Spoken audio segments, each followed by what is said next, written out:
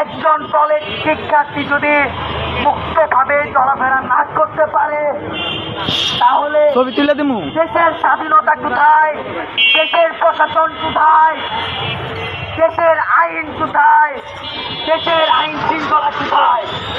প্রশাসন কি করতেছে? প্রশাসন কি প্রশাসনের দায়িত্ব নিয়ে ঘুমাচ্ছে? প্রশাসন কি এই হত্যাকাণ্ডের দায় এড়িয়ে যাবে? কখনোই এড়িয়ে যেতে পারবে না। আমরা শিক্ষার্থী, আমরা আশিকের সহযোদ্ধা, আমরা সকল স্বেচ্ছাসেবী, আমরা সকল সংগঠন, সকল শিক্ষার্থী ভাই বোনেরা প্রত্যেকেই রাজপথে নেমেছে। যতক্ষণ না পর্যন্ত আশিক হত্যার সঠিক বিচার না পাই ততক্ষণ পর্যন্ত আমরা এই রাজপথ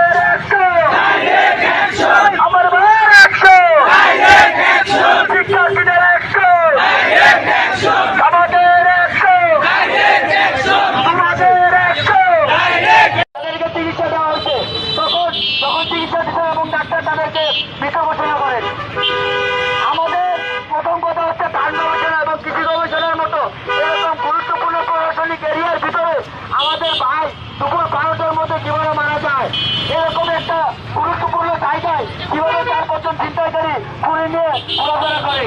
প্রশাসন এগুলো কি চোখে রাখে না? আমরা প্রথম কথা হচ্ছে আমাদের যে ভাইকে যে হত্যাকারীরা হত্যা করেছে, যে ছিনতাইকারীরা তাদেরকে আক্রমণ করেছে, সে ছিনতাইকারীকে আমার এই আশিক ভাই চাইলে কিন্তু বাংলাদেশের মতো এই স্বাধীন দেশের মতো বড় বড় কর্মকর্তা হতে পারত।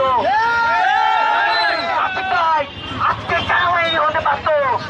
আমার এই আশিক ভাই একজন নৌবাহিনী সৈনিক হতে পারত। আমার এই আশিক ভাই পিরিক নামক একটি স্বেচ্ছাসেবক সংগঠনের সাথে যুক্ত ছিল। পিরিক লীগের কাজই ছিল পরিচ্ছন্ন বাংলাদেশ গড়ে তোলা।